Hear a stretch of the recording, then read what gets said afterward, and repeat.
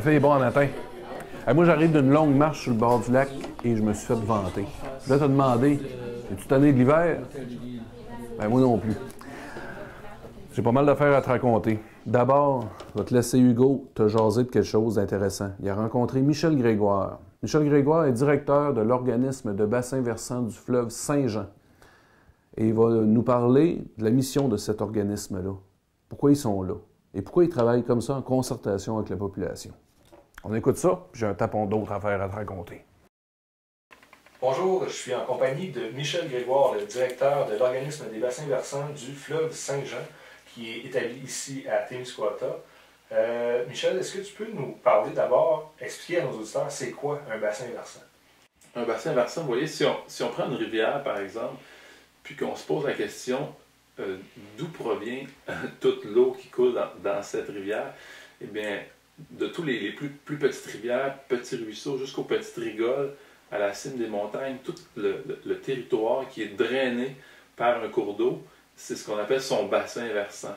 Fait que si on fait référence ici au bassin versant du fleuve Saint-Jean, le fleuve Saint-Jean qui termine sa course dans la baie de Fundy, au Nouveau-Brunswick, c'est tout l'ensemble des lacs, rivières et cours d'eau qui finissent leur course dans le fleuve Saint-Jean. Et les territoires que ça implique aussi. Exactement. OK. Et puis, est-ce que le bassin versant du fleuve Saint-Jean présente des particularités par rapport aux autres bassins versants du Québec, disons? Oui, puis sa principale particularité, c'est que la majorité des autres bassins versants du Québec, si on veut, finissent leur course dans le fleuve Saint-Laurent, qui est l'artère principale du Québec. Tandis qu'ici, le bassin versant du fleuve Saint-Jean est de l'autre côté des Appalaches. S'écoule plus vers l'est, vers le sud, jusque dans la baie de Fundy. Donc, il n'y a pas de connectivité hydrique, si vous voulez, avec le fleuve Saint-Laurent. C'est la principale différence du fleuve Saint-Jean. OK. Et puis, c'est quoi, en fait, le mandat d'un organisme de bassin versant? Disons que notre mission s'articule autour de la protection de l'eau, de la protection des écosystèmes aquatiques. Mais notre mandat en tant que tel, le mandat qui nous est confié par le ministère de l'Environnement, en fait, c'est d'élaborer et de mettre à jour un plan directeur de l'eau, d'en faire la promotion, puis d'assurer sa mise en œuvre, faire le suivi de sa mise en œuvre. Un plan directeur de l'eau, c'est un document dans lequel on va retrouver, disons, l'ensemble de la connaissance sur l'eau dans le bassin versant, que ce soit par rapport au traitement des eaux usées, que ce soit par rapport à l'état des écosystèmes aquatiques, des lacs, etc. Puis qui va proposer un plan d'action pour soit assurer le maintien de la qualité de l'eau ou veiller à certaines améliorations où est-ce qu'il y a des besoins plus particuliers. Donc, je comprends bien, votre organisme s'occupe de la portion québécoise du bassin versant du fleuve Saint-Jean, mais cette portion-là, ça représente quelle proportion par rapport au bassin total? Tu fais bien de me poser cette question-là parce qu'en effet, la portion québécoise du bassin versant du fleuve Saint-Jean au complet, malgré que ce bassin-là représente 55 000 km², la portion qui est au Québec ne représente que 13 %. Mais dans ce 13 %-là, on retrouve 9 MRC au Québec, puis la MRC Témiscouata. À elle seule, représente 52 % de notre zone de gestion de l'eau. De la portion québécoise du bassin versant. Je fais des chiffres, là, mais c'est ça. D'accord. Bien, les organismes de bassin versant sont quand même assez jeunes au Québec. Puis j'avais vu dans votre bulletin d'information que vous en étiez, en fait, très prochainement là, au dépôt de votre fameux plan directeur de l'eau. Bientôt, j'avais vu ça au début 2015, il me semble. Oui, ben c'est ça. En fait, c'est un long processus, l'élaboration du plan directeur de l'eau. Puis on est vraiment dans les derniers milles, si on veut, de ce processus-là, qui est présentement en révision auprès de différents ministères. Puis si l'échéancier est bien respecté, ben, d'ici la fin de l'hiver, disons, notre plan directeur de l'eau va être disponible, va être un document public disponible sur notre site Internet. Okay. Donc, on pourrait résumer la mission d'un organisme de bassin versant comme ce qui est écrit, que j'avais vu sur votre site Internet, informer, concerter, planifier et mobiliser. Donc, c'est vraiment à joindre tous les intervenants, là, autant des communautés, des municipalités, des citoyens et même des agriculteurs et des industries, et en même tous les paliers du gouvernement également. Oui, c'est vraiment, on cherche à avoir une intégration autant horizontale, comme tu viens de le dire, autant que le secteur agricole, municipal, industriel, que verticale, c'est-à-dire du citoyen jusqu'au gouvernement en place.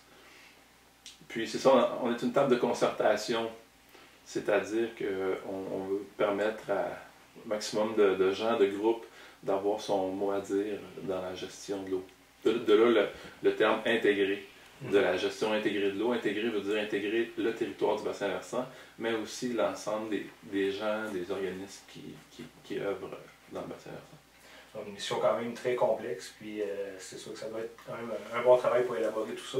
On y reviendra très certainement dans d'autres émissions, dans d'autres contextes sur le bassin versant du fleuve Saint-Jean. Michel Grégoire, merci beaucoup d'avoir été avec nous aujourd'hui. Et à une prochaine fois, bien sûr. Ça fait plaisir. Il y a une bière maintenant qui est brassée avec le malt témiscouatin de Malte Brou. Malte Brou, c'est une entreprise à 232 que j'ai visité souvent dans les dernières années. J'amenais mes visiteurs, lors des séjours exploratoires, rencontrer les gens qui ont monté cette entreprise-là tout à fait originale. Bien, imagine-toi donc que le malt sert maintenant une bière de la microbrasserie Le Petit Saut d'Edmundston. Et ils ont donné un nom tout à fait original qui a un lien avec notre histoire, évidemment, et non pas juste l'histoire témiscouataine, mais l'histoire du Grand Madawaska.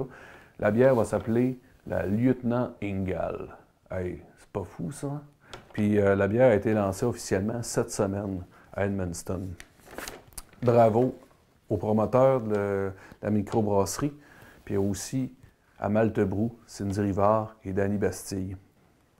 Il va y avoir aussi de l'activité nouvelle sur la rue commerciale nord à Témiscouata-sur-le-Lac, du côté Cabano. Le resto-bar, le Stella, qui a ouvert ses portes cette semaine, allez faire un tour de ce côté-là.